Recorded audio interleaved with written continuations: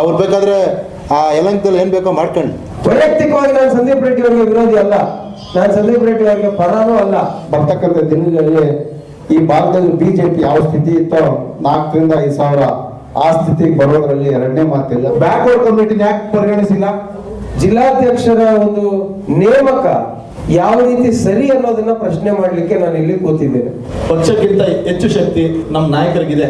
ಯಾವುದೇ ಒಂದು ಕ್ಷಣದಲ್ಲಿ ಯಾವುದೇ ನಿರ್ಧಾರಗಳನ್ನು ತಗೊಂಡ್ರು ಕೂಡ ಅದನ್ನ ಕಟ್ಟಬದ್ಧವಾಗಿ ನಾವು ಸ್ವಾಗತ ಮಾಡುವಂತ ಬಿಜೆಪಿ ಶಿಸ್ತಿನ ಪಕ್ಷ ಅಂತ ಹೇಳ್ತಾರಲ್ವಾ, ನಾವು ಶಿಸ್ತಲ್ಲೇ ಬದ್ಧವಾಗಿ ಕೆಲಸ ಮಾಡ್ತಾರೋ, ಪಾರ್ಟಿ ಬಿಟ್ಟು ಬೇರೆ ಕೆಲಸನೇ ಮಾಡಲಿಲ್ಲ. ಯಾಕೆ ಗೊತ್ತಿಲ್ಲ? ಜಿಲ್ಲಾಧ್ಯಕ್ಷ ಒಂದ್ ಕಡೆ, MP ಒಂದ್ ಕಡೆ ಇದ್ರೆ ಈ ಜಿಲ್ಲೆನಲ್ಲಿ ಪಕ್ಷ ಕಟ್ಟಕ್ಕಾಗುತ್ತಾ?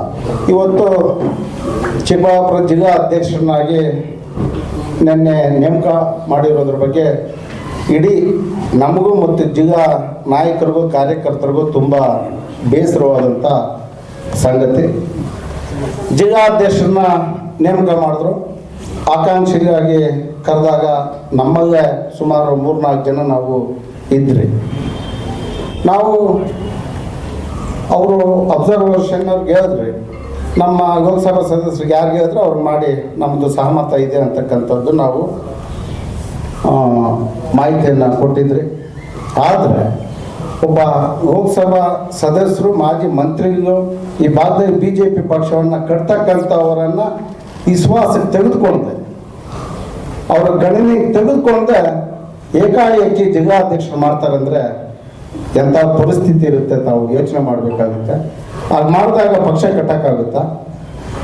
ಜಿಲ್ಲಾಧ್ಯಕ್ಷ ಒಂದ್ ಕಡೆ, MP ಒಂದ್ ಕಡೆ ಇದ್ರೆ ಈ ಜಿಲ್ಲೆನಲ್ಲಿ ಪಕ್ಷ ಕಟ್ಟಕ್ಕಾಗುತ್ತಾ?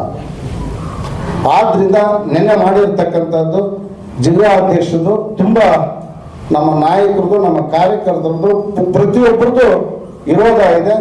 ಒಬ್ಬ ಲೋಕಸಭಾ ಸದಸ್ಯರನ್ನ ಅವ್ರ ಗಮನಕ್ಕೆ ತರದೆ ಜಿಲ್ಲಾಧ್ಯಕ್ಷರು ಮಾಡಿದ್ರೆ ಕೆಲಸ ಮಾಡೋಕ್ಕಾಗುತ್ತಾ?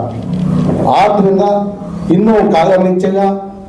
ರಾಜ್ಯ ಅಧ್ಯಕ್ಷರು ಅವರು ಆತ್ಮಗೋಪನ ಮಾಡಿಕೊಂಡು ಬದಲಾವಣೆಯನ್ನ ಮಾಡಬೇಕಾಗುತ್ತೆ. ಮಾಡದೇ ಇದ್ರೆ ಇನ್ನೂ ಮುಂದೆ ಬರ್ತಕ್ಕಂಥ ದಿನಗಳಲ್ಲಿ ಈ ಭಾಗದಲ್ಲಿ ಬಿಜೆಪಿ ಯಾವ ಸ್ಥಿತಿ ಇತ್ತೋ 4 ರಿಂದ 5 ಸಾವಿರ ಆ ಸ್ಥಿತಿಗೆ ಬರೋದ್ರಲ್ಲಿ ಎರಡನೇ ಮಾತಿಲ್ಲ. ಅದ್ರ ಜೊತೆಗೆ ವಿಶ್ವನಾಥ್ ಅವರೇನೋ ಮಾತಾಡಿದ್ದಾರೆ, ಅವ್ರು ಕಾಂಗ್ರೆಸ್ ಪಕ್ಷಕ್ಕೆ ಹೋಗೋಂಗಿದ್ರೆ ಹೋಗಿ ನಾವೇನು ಹಿಡ್ಕೊಂಡಿದ್ದೀವ ಅಂತ. ಅವರೊಬ್ಬ ಹಿರಿಯ ಶಾಸಕರು ಮಾತಾಡಬೇಕಾಗಿದ್ರೆ ಸ್ವಲ್ಪ ಹಿಂದೂ ಮುಂದೆ ನೋಡಿ ಮಾತಾಡಬೇಕಾಗಿದೆ. ಇದೇ ಬಿಜೆಪಿ ಸರ್ಕಾರ ಬರಬೇಕಾಗಿದೆ. ನಮ್ಮ ನಾಯಕರು ಕಾಂಗ್ರೆಸ್ ರಾಜೀನಾಮೆ ಕೊಟ್ಟು ಬಿಜೆಪಿಗೆ ಬಂದಿರೋದ್ರಿಂದ ಬಿಜೆಪಿ ಸರ್ಕಾರ ಬಂತು. ಅದರಲ್ಲಿ ವಿಶ್ವನಾಥ್ ಅವರನ್ನು BDA ಚೇರ್ಮನ್ ಆಗಿ ಏನು ಮಾಡ್ಕೊಂಡಿದ್ದಾರೆ ಅಂತಂದು ಇಡೀ ದೇಶಕ್ಕೆ ಗೊತ್ತಿದೆ. ಅದರಿಂದ ಪ್ರತಿಯೊಬ್ಬರದ್ದು ಅವ್ರದ್ದೇ ಆದಂಥ ಒಂದು ಸ್ಥಾನಮಾನ ಇರುತ್ತೆ. ಒಬ್ಬರ ಬಗ್ಗೆ ಮಾತಾಡಬೇಕಾಗಿದ್ರೆ ಫಸ್ಟ್ ಅವ್ರದ್ದು ತಿಳ್ಕೊಂಡು ಇನ್ನೊಬ್ಬರ ಬಗ್ಗೆ ಮಾತಾಡ್ತಕ್ಕಂಥ ವಿಶ್ವನಾಥ್ ಅವ್ರು ಕೆಲಸ ಮಾಡಬೇಕು. ಅವರು ಈ ಭಾಗದಲ್ಲಿ ಕೆಡಿಸ್ತಕ್ಕಂಥದ್ರಾಗ ಅವರು ಒಬ್ರು ವಿಶ್ವನಾಥ್ ಅವರು. ನಮ್ಮ ನಾಯಕರಿಗೆ ಯಾರು ಆಗಲ್ಲ ಅವ್ರನ್ನ ಅಧ್ಯಕ್ಷ ಮಾಡಿಬಿಟ್ರೆ ಈ ಪಾರ್ಟಿಯನ್ನ ನಾವು ಕಟ್ತೀವಿ ಅಂತಕ್ಕಂಥ ಭ್ರಮೆಯಲ್ಲೇ ವಿಶ್ವನಾಥ್ ಅವರು ಇದ್ದಾರೆ. ಅದೆಲ್ಲ ಆಗದೆ ಇರತಕ್ಕಂಥ ಕೆಲಸ. ಇವತ್ತು ಏನು 23-24 ಜಿಲ್ಲಾಧ್ಯಕ್ಷರನ್ನ ನೇಮಕ ಮಾಡಿ ನನಗೆ ಆದೇಶ ಹೊರಡಿಸಿದ್ದಾರೆ. ಇವತ್ತು ಅವ್ರು ಹೇಳ್ತಾರೆ ಇದು ನನ್ನ ಗಮನಕ್ಕೆ ಬಂದಿಲ್ಲ, ಬರೀ ನಾನು ಶಿವಮೊಗ್ಗ ಜಿಲ್ಲೆಯದು ಮಾತ್ರ ನಾನು ಗಮನಕ್ಕೆ ತಗೊಂಡು ಮಾಡಿದ್ದೇನೆ ಹೊರತು ಯಾವುದು ನನ್ನ ಗಮನಕ್ಕೆ ಬಂದಿಲ್ಲ ಅಂತಾರೆ. ನಾವ್ಯಾರು ಕೂಡ ಹಿಂದಿನಿಂದನೂ ಕೂಡ ನಾವು ಕೂಡ ಪಕ್ಷಗಳ ಅಧ್ಯಕ್ಷಗಳಾಗಿ ನಾನು ಹಿಂದೆ ಜಿಲ್ಲಾಧ್ಯಕ್ಷರಾಗಿ ಕೆಲಸ ಮಾಡಿರ್ತಕ್ಕಂಥವನು JDS ಅಲ್ಲಿ. ಪಕ್ಷಗಳಲ್ಲಿ ಯಾವ ರೀತಿ ತೀರ್ಮಾನ ಆಗ್ತದೆ ಅನ್ನೋದು ನಮಗೆಲ್ರಿಗೂ ಗೊತ್ತಿದೆ. ಇವರ ಸಲಹೆ ಸೂಚನೆ ತಗೊಂಡು ನೀವು ಇದು ಜಿಲ್ಲಾಧ್ಯಕ್ಷ ನೇಮಕ ಮಾಡಬೇಕಾಗಿದ್ದೆ ಹೊರತು ಏಕಾಏಕಿ ಈ ಜಿಲ್ಲಾಧ್ಯಕ್ಷ ನೇಮಕ ಮಾಡಿರೋದನ್ನು ನಾವೆಲ್ಲರೂ ಕೂಡ ಖಂಡಿಸ್ತೀವಿ. ಇವತ್ತು ಬೇರೆ ಬೇರೆಯವರೇನೋ ಮಾತಾಡ್ಬೋದು, ಹೋದರೆ ನೀವು ಕಾಂಗ್ರೆಸ್ಗೆ ಹೋಗ್ಬಿಡಿ ಅದು ಇದು ಅಂತ ಯಾರೋ ವಿಶ್ವನಾಥ್ ಅವ್ರು ಮಾತಾಡಿದ್ದಾರೆ ಅಂತ ಅವ್ರು ಹೇಳಬೇಕಾಗಿಲ್ಲ. ನಮಗೆ ಅವರ ಮಾರ್ಗದರ್ಶನದಲ್ಲಿ ನಾವು ರಾಜಕೀಯ ಮಾಡ್ತಾ ಇಲ್ಲ. ಅವ್ರು ಬೇಕಾದರೆ ಆ ಯಲಹಂಕದಲ್ಲಿ ಏನು ಬೇಕೋ ಮಾಡ್ಕೊಂಡು ಅವರು ಪಾರ್ಲಿಮೆಂಟಲ್ಲಿ ಯಾವ ರೀತಿಯ ವರ್ತನೆ ಮಾಡಿದ್ರು ಅನ್ನೋದು ಎಲ್ರಿಗೂ ಗೊತ್ತಿದೆ, ಇಡೀ ರಾಜ್ಯಕ್ಕೆ ಗೊತ್ತಿದೆ. ಇವರಿಗೆ B ಫಾರಂ ಕೊಡಬೇಕಾದ್ರೇ ಎಷ್ಟು ತಕರಾಲಾಯಿತು. ಅದೇ ರೀತಿ B ಫಾರಂ ಬಂದಮೇಲೆ ಸುಧಾಕರ್ ಅವರು ಯಲಹಂಕ ಕ್ಷೇತ್ರಕ್ಕೆ ಹೋಗಿ ಅವ್ರ ಮನೆ ಮುಂದೆ ನಿಂತು ವಾಪಸ್ ಬಂದಿರ್ತಕ್ಕಂಥದ್ದು ನಮಗೆಲ್ಲ ಗೊತ್ತಿದೆ. ಆ ಮನುಷ್ಯ ಯಾವ ರೀತಿ ಸೌಜನ್ಯ ತೋರಿಸಿದ್ರು ಅನ್ನೋದನ್ನು ನಾವು ಇವತ್ತು ನೆನಿಬೇಕಾಗ್ತದೆ, ರಾಜ್ಯದ ಜನತೆಗೆ ಗೊತ್ತಾಗಬೇಕಾಗ್ತದೆ. ಅವರಿಂದ ಪಾಠ ಕಲಿಬೇಕಾಗಿಲ್ಲ.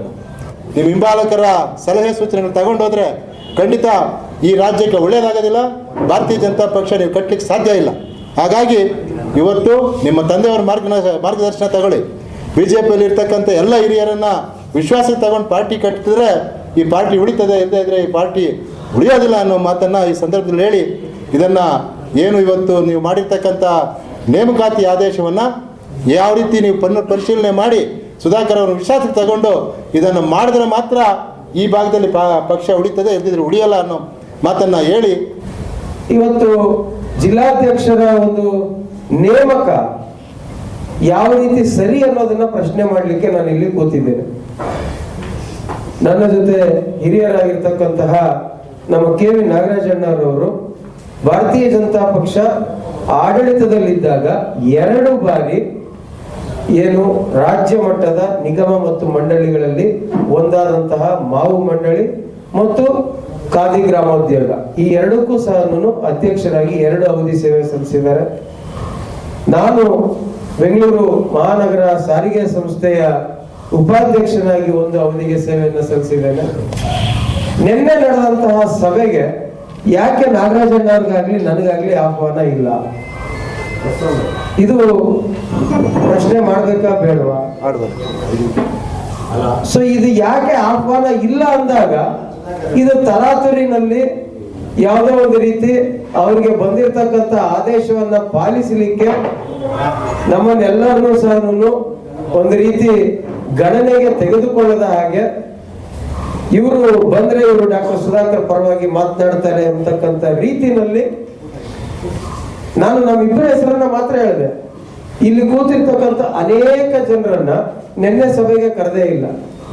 ಆಂತರಿಕ ಪ್ರಜಾಪ್ರಭುತ್ವ ವ್ಯವಸ್ಥೆಗೆ ಹೋದ್ರೆ ನೀವು ಚುನಾವಣೆಯನ್ನು ನಡೆಸಬೇಕಾಗಿತ್ತು, ನೇಮಕಾತಿಗಳನ್ನ ಪಡ್ಕೋಬೇಕಾಗಿತ್ತು. ಅದಾದ ಮೇಲೆ ಒಂದಷ್ಟು ಸಮಯ ಕೊಟ್ಟು ನಂತರ ಚುನಾವಣೆ ನಡೆಸಿ, ಚುನಾವಣೆಯಲ್ಲಿ ಯಾರು ಗೆದ್ದಿದ್ರೆ ಅದ್ರ ಬಗ್ಗೆ ನಮ್ದು ಯಾವುದೂ ಸಹ ಆಕ್ಷೇಪ ಇರ್ತಾ ಇರಲಿಲ್ಲ. ನೀವು ಆಂತರಿಕ ಪ್ರಜಾಪ್ರಭುತ್ವ ವ್ಯವಸ್ಥೆಯನ್ನು ಸರಿಯಾದ ರೀತಿಯಲ್ಲಿ ಮಾಡಿ ಚುನಾವಣೆ ಮಾಡಿದ್ದಿದ್ರೆ ಯಾರು ಸಹ ಪ್ರಶ್ನೆ ಮಾಡಕ್ಕೆ ಇಲ್ಲ. ನೇಮಕಾತಿನೇ ಮಾಡೋದಾದ್ರೆ ಆಗ ನೀವಿರ್ತಕ್ಕಂಥ ಅನೇಕ ನಾಯಕರುಗಳನ್ನ ಸಂಪರ್ಕಿಸಿ ಅವರೆಲ್ಲರ ಒಂದು ಅಭಿಮತವನ್ನ ಪಡೆದು ನಂತರ ನೇಮಕಾತಿ ಮಾಡಬೇಕಾಗಿತ್ತು. ನೆಪ ಮಾತ್ರಕ್ಕೆ ಒಂದು ನೇಮಕಾತಿ ಪ್ರಕ್ರಿಯೆ ಅಂತ ಮಾಡಿ ಒಂದು 4 ಅಥವಾ 5 ಜನ ಅಲ್ಲಿ ಯಾರಿದ್ರು ಅವ್ರ ಹತ್ರ ಅರ್ಜಿಗಳನ್ನ ಪಡ್ಕೊಂಡು ನೀವು ಅನೌನ್ಸ್ ಮಾಡೋದೇ ಸತ್ಯ ಆಗಿದ್ದಿದ್ರೆ ಯಾಕೆ ಅವ್ರ ಹತ್ರ ಅರ್ಜಿ ಪಡ್ಕೋಬೇಕಾಗಿತ್ತು ನೀವು? ಇವಾಗ ಇಲ್ಲೇ ಕೃಷ್ಣಮೂರ್ತಿ ಅವರಿದ್ದಾರೆ, ನಮ್ಮ ದೇವರಾಜ್ SRS ಅವರಿದ್ದಾರೆ, ಇವ್ರ ಹತ್ರ ಎಲ್ಲ ಯಾಕೆ ಅರ್ಜಿ ಪಡ್ಕೋಬೇಕಾಗಿತ್ತು? ಇವತ್ತಿಲ್ಲೇ ನನ್ನ ಪಕ್ಕದಲ್ಲೇನೆ ನಮ್ಮ ಜಯಕುಮಾರ್ ಅವರು ಜಿಲ್ಲಾ ಯುವ ಮೋರ್ಚಾ ಕಾರ್ಯದರ್ಶಿಗಳು, ಉಪಾಧ್ಯಕ್ಷರು, ಸಾರಿ. ಸೊ ಅವ್ರಿಗೂ ಸಹ ನಿನ್ನೆ ನಮ್ಮ ಇದಕ್ಕೆ ಆಹ್ವಾನ ಇಲ್ಲ. ಚಿಕ್ಕಬಳ್ಳಾಪುರ ನಗರಸಭೆಯಲ್ಲಿ BJP ಅವರು ಒಂದೇ ಒಂದು ಸದಸ್ಯತ್ವವನ್ನು ಪಡ್ಕೊಳ್ಳೋದಕ್ಕೂ ಕಷ್ಟ ಇರ್ತಕ್ಕಂಥ ಸಂದರ್ಭದಲ್ಲಿ ಈ ಬಾರಿ ಚುನಾವಣೆಯಲ್ಲಿ 9 ಜನ ನಗರಸಭಾ ಸದಸ್ಯರನ್ನ ಗೆಲ್ಲಿಸಿ 2 ಬಾರಿ ನಡೆದಿರ್ತಕ್ಕಂಥ ಅಧ್ಯಕ್ಷರ ಚುನಾವಣೆಯಲ್ಲಿ 2 ಬಾರಿ BJP ಬಾವುಟವನ್ನು ಆರಿಸಿರ್ತಕ್ಕಂಥದ್ದು ಯಾರಾದ್ರೂ ಇದ್ರೆ ಅದು ಕೇವಲ ಡಾಕ್ಟರ್ ಸುಧಾಕರ್ ಅವರು. ವೈಯಕ್ತಿಕವಾಗಿ ನಾನು ಸಂದೀಪ್ ರೆಡ್ಡಿ ಅವರಿಗೆ ವಿರೋಧಿ ಅಲ್ಲ, ನಾನು ಸಂದೀಪ್ ರೆಡ್ಡಿ ಅವರಿಗೆ ಪರನೂ ಅಲ್ಲ. ಆದ್ರೆ ಒಂದು ಪ್ರಜಾಪ್ರಭುತ್ವ, ಆಂತರಿಕ ಪ್ರಜಾಪ್ರಭುತ್ವ ವ್ಯವಸ್ಥೆಯಲ್ಲಿ ಇರ್ಬೇಕಾದ್ರೆ ನೀವು ಎಲ್ಲರನ್ನ ಒಪ್ಪಿಸಿ ಎಲ್ಲರ ಅಭಿಪ್ರಾಯವನ್ನ ಪಡೆದು ಸಂದೀಪ್ ರೆಡ್ಡಿ ಅವ್ರಿಗೆ ಮಾಡಬಹುದಾಗಿತ್ತು. ನಾವು ಅದ್ರ ಬಗ್ಗೆ ಏನು ಮಾತಾಡ್ತಾ ಇರ್ಲಿಲ್ಲ. ಇಲ್ಲಿ ಸಂದೀಪ್ ರೆಡ್ಡಿನ ಮತ್ತೊಬ್ಬರ ಅದ್ರ ಬಗ್ಗೆ ನಾವು ಮಾತಾಡ್ತಾ ಇಲ್ಲ. ಆದ್ರೆ ನಿನ್ನೆ ನಡೆದಂತಹ ಬೆಳವಣಿಗೆ, ವಿಶೇಷವಾಗಿ ಸಂಸದರಾದಂತಹ ಡಾಕ್ಟರ್ ಸುಧಾಕರ್ ಅವರನ್ನ ಕಡೆಗಣಿಸಿರ್ತಕ್ಕಂತಹ ಬೆಳವಣಿಗೆ ಇದೆಯಲ್ಲ, ಇದರ ಬಗ್ಗೆ ನಮ್ಗೆ ಆಕ್ಷೇಪ ಇದೆ. ಇವತ್ತು ರಾಜ್ಯಾಧ್ಯಕ್ಷರಿಗೆ ನಾವೊಂದು ನೇರವಾಗಿ ಹೇಳಲಿಕ್ಕೆ ಇಷ್ಟಪಡ್ತೀವಿ. ಚಿಕ್ಕಬಳ್ಳಾಪುರ ಏನು ಈ ಭಾಗದಲ್ಲಿ ಪಕ್ಷಕ್ಕಿಂತ ಹೆಚ್ಚು ಶಕ್ತಿ ನಮ್ಮ ನಾಯಕರಿಗಿದೆ ಅಂತ ಹೇಳ್ಬಿಟ್ಟು ನಿಮ್ಗೆ ನೇರವಾಗಿ ಹೇಳಲಿಕ್ಕೆ ಇಷ್ಟಪಡ್ತಾ ಇದ್ದೀವಿ. ಯಾಕಂದ್ರೆ ನೀವು ಆ ಥರ ಏನಾದರೂ ನೀವು ಮನಸ್ಸಲ್ಲಿ ಇಟ್ಕೊಂಡು ನಮ್ಮ ನಾಯಕರನ್ನ ರಾಜಕೀಯವಾಗಿ ಏನೊಂದು ಕುಗ್ಸ ಅಂತ ಏನಾದರೂ ನಿಮ್ಮ ಮನಸ್ಸಲ್ಲಿ ಇತ್ತು ಅಂದ್ರೆ ಒಂದೇ ಒಂದು ಚುನಾವಣೆ, ಈ ಮುಂದೆ ಬರ್ತಕ್ಕಂಥ ಚುನಾವಣೆಗಳು ಒಂದ್ಸಲಿ ನಮ್ಮನ್ನ ಬಿಟ್ಟು ಒಂದ್ಸಲಿ ಒಂದು ಚುನಾವಣೆ ಮಾಡ್ರಿ. ನಮ್ಮ ನಾಯಕರು ಸ್ವತಂತ್ರವಾಗಿ ಜಿಲ್ಲಾ ಪಂಚಾಯತಿ ಆಗ್ಬೋದು, ತಾಲೂಕ್ ಪಂಚಾಯತಿ ಆಗ್ಬೋದು, ನಮ್ಮನ್ನೆಲ್ಲ ನಗರಸಭೆಯಲ್ಲಿ ಏನು ಸ್ವತಂತ್ರವಾಗಿ ನಮ್ಮನ್ನ ಇದುವರೆಗೂ ಎಲ್ಲ ನಾಯಕರನ್ನ ನಮ್ಮನ್ನ ಗೆಲ್ಸ್ಕೊಂಡು ಬರ್ತಕ್ಕಂಥ ಶಕ್ತಿ ಇರ್ತಕ್ಕಂಥ ನಮ್ಮ ನಾಯಕರು. ನಾನು ನೇರವಾಗಿ ಹೇಳಲಿಕ್ಕೆ ಇಷ್ಟಪಡ್ತೀನಿ, ಇದೇನಿದೋ ನಮ್ಮ ನಾಯಕರ ಚರ್ಚೆ ಮಾಡಿ ಇಲ್ಲಿ ಏನಿದೆ ಸಮಸ್ಯೆ ಇದೆ ಅದನ್ನ ಅತಿ ಶೀಘ್ರದಲ್ಲಿ ಬಗೆಹರಿಸಲಿಲ್ಲ ಅಂದ್ರೆ ಇನ್ನು ಮುಂದಿನ ದಿನಗಳಲ್ಲಿ ಇನ್ನು ಇದು ಹೆಚ್ಚು ಪರಿಣಾಮ ಬೇರೆ ರೀತಿಯಲ್ಲಿ ಬದಲಾಗುತ್ತೆ ಅಂತ ಹೇಳ್ಬಿಟ್ಟು ಹೇಳಲಿಕ್ಕೆ ಇಷ್ಟಪಡ್ತಾ ಇದ್ದೀನಿ. ಪಾರ್ಟಿ ಅಂದಮೇಲೆ ಒಂದೇ ಶಿಸ್ತು. ಎಲ್ಲರೂ ಕೂಡ ನಮ್ಮ ಪಾರ್ಟಿಗೆ ನಾವು ಅದ್ರಲ್ಲಿ ಏನ್ ಸಿಸ್ಟಮ್ ಇದೆ ಅಂತ ಅರ್ಥಕೊಂಡೇ ಈಗ ಬಂದಿರ್ತಕ್ಕಂಥ ನಾಯಕರು ಎಲ್ಲರೂ. ಯಾರೋ ಸಿಂಬಲ್ ಬಿಟ್ಟು ಬೇರೆ ಸಿಂಬಲ್ಗೆ ಏನಾದ್ರು ಕೆಲಸ ಮಾಡಿದಾರಾ? ಏನಿಲ್ಲ. ದಯವಿಟ್ಟು ಮಾಧ್ಯಮ ಮಿತ್ರರಿಗೆ ಯಾರು ಹೇಳ್ತಿದ್ದಾರೆ ಅವರು ವಲಸಿಗರು ಇವ್ರ ಮೂಲ ಅನ್ನೋದು ಏನಿಲ್ಲ. ಇಲ್ಲಿ ಕೆಲಸ ಮಾಡೋರಿಗೆ ಪಾರ್ಟಿ ಗುರ್ಸುತ್ತೆ. ಇಲ್ಲಿ ನಾಯಕರು ನಮ್ಮ ಸುಧಾಕರ್ ಸರ್ ಗುರ್ಸಿರುವಂತ ಕೆಲಸ, ಒಂದು ಉದಾಹರಣೆಗೆ ಇದೇ ಬಿಜೆಪಿ, ನಾನು ಸುಮಾರು 15 years ಇಂದ ಇಲ್ಲಿ ಬಿಜೆಪಿಯಲ್ಲೇ ಕೆಲಸ ಮಾಡಿದ್ದೆ. ನೀವು ಹೇಳ್ತೀರ ವಲಸಿಗರು ಅಂತ, ಗುರುತಿಸಿ ಅವ್ರು ಯಾರು ಗುರ್ಸಿರ್ಲಿಲ್ಲ. ಇವತ್ತು ಅವ್ರು ಗುರ್ಸಿ ಪಾರ್ಟಿಯಲ್ಲಿ ಕೆಲಸ ಮಾಡಿದ್ಯಾ, ನೀನು ಮೊದಲಿಂದ ಕೆಲಸ ಮಾಡಿದ್ಯಾ ಅಂತ ಗುರ್ಸಿದಿ ರಾಜ್ಯ ಮಟ್ಟಕ್ಕೆ ಒಂದು ನಿರ್ದೇಶಕ ಸ್ಥಾನ ಕೊಟ್ರು. ಏನಕ್ಕೆ? ಕಷ್ಟಪಟ್ಟಿದ್ದಾನೆ ಹುಡುಗ ಅಂತ. ಆದ್ರೆ ನಾನು ಕೂಡ ಮೂಲ ಬಿಜೆಪಿ ಅವರಲ್ಲ, ನಿಮ್ಮ ಪ್ರಶ್ನೆಗೆ ನಾನು ಉತ್ತರ 15 ವರ್ಷದಿಂದ ಸತತ ಕೆಲಸ ಮಾಡಿದ್ದೆ. ಯಾಕೆ ಮತ್ತೆ ನನ್ನ ಸಕ್ರಿಯವಾಗಿ ಇರ್ತಕ್ಕಂಥ ಕಾರ್ಯಕರ್ತ 3 ಬಾರಿ ನನ್ನ ಸಕ್ರಿಯ ಕಾರ್ಯಕರ್ತ, ಅದ್ರಲ್ಲಿ ಯಾಕೆ ನನ್ನ ಪರಿಗಣಿಸಿಲ್ಲ? ಅದು ಬ್ಯಾಕ್ವರ್ಡ್ ಕಮ್ಯುನಿಟಿನ ಯಾಕೆ ಪರಿಗಣಿಸಿಲ್ಲ? ನಾವು ಬಿಜೆಪಿ ಶಿಸ್ತಿನ ಪಕ್ಷ ಅಂತ ಹೇಳ್ತಾರಲ್ವಾ, ನಾವು ಶಿಸ್ತಲ್ಲೇ ಬದ್ಧವಾಗಿ ಕೆಲಸ ಮಾಡ್ತಾ ಇರೋದು. ಪಾರ್ಟಿ ಬಿಟ್ಟು ಬೇರೆ ಕೆಲಸನೇ ಮಾಡಲಿಲ್ಲ. ಯಾಕೆ ಗೊತ್ತಿಲ್ಲ? ಇಂಥವ್ರು ಬಂದಿದ್ರಿಂದಾನೇ ಅಲ್ವಾ ಗಡಿನಾಡಲ್ಲಿ ಇಷ್ಟೊಂದು ಮತಗಳಿಗೆ ಜಾಸ್ತಿ ಆಗಿರೋದು ಅಂತೇಳಿ ಯೋಚನೆ ಮಾಡುತ್ತಾ ಅಂತವರ ಮಾತಿಗೆ ಮೊದಲನೇ ಸ್ಥಾನ ಕೊಟ್ಟು ಅವ್ರು ಕೇಳ್ತಾ ಇರೋದು ಒಂದು ನಿಷ್ಠಾವಂತ ಕಾರ್ಯಕರ್ತನ ರೂಪಿಸ್ಲಿಕ್ಕೆ. ನಾನಾದ ನಂತರ ಇನ್ನೊಬ್ಬರಿಗೆ ಈ ಸ್ಥಾನವನ್ನು ಕೊಟ್ಟರೆ ನಾನು ಮಾಡೋದ್ರ ಜೊತೆಗೆ ಇನ್ನ ಹೆಚ್ಚು ಬಲವರ್ಧನೆ ಆಗುತ್ತೆ ಪಕ್ಷ ಅಂತೇಳಿ ಒಂದು ಅತ್ಯುತ್ತಮವಾದ ಒಂದು ನಾಯಕನನ್ನು ಗುರುತು ಮಾಡಿದ್ರು. ಆದರೆ ಪಕ್ಷ ಅವರ ಹೆಸರನ್ನ ಗಣನೆಗೆ ತಗೊಂಡಿರ ಮತ್ತೊಬ್ಬ ಪಕ್ಷದ ಕಾರ್ಯಕರ್ತನನ್ನೇ ಆಯ್ಕೆ ಮಾಡಿದೆ. ನಿಜವಾಗ್ಲೂ ರಾಜ್ಯಾಧ್ಯಕ್ಷರು ನಾನು ಬುದ್ಧಿವಂತರು ಅಂತ ಹೇಳಕ್ ಹೋಗೋದಿಲ್ಲ ಈ ವಿಚಾರದಲ್ಲಿ.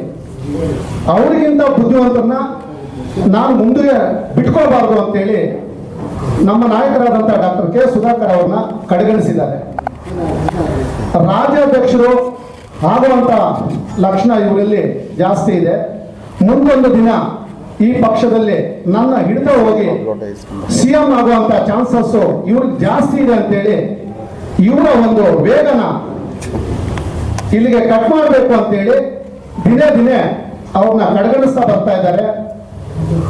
ನಾನು ಈ ಮಾಧ್ಯಮದ ಮುಖಾಂತರ ಹೇಳಲಿಕ್ಕೆ ಇಷ್ಟಪಡ್ತೀನಿ, ನಮ್ಮ ನಾಯಕರು ಯಾವುದೇ ಒಂದು ಕ್ಷಣದಲ್ಲಿ ಯಾವುದೇ ನಿರ್ಧಾರಗಳನ್ನು ತಗೊಂಡ್ರೂ ಕೂಡ ಅದನ್ನ ಕಟ್ಟಬದ್ಧವಾಗಿ ನಾವು ಸ್ವಾಗತ ಮಾಡುವಂತ ನಿಷ್ಠಾವಂತ ಕಾರ್ಯಕರ್ತ ಆಗಿದ್ದೀನಿ.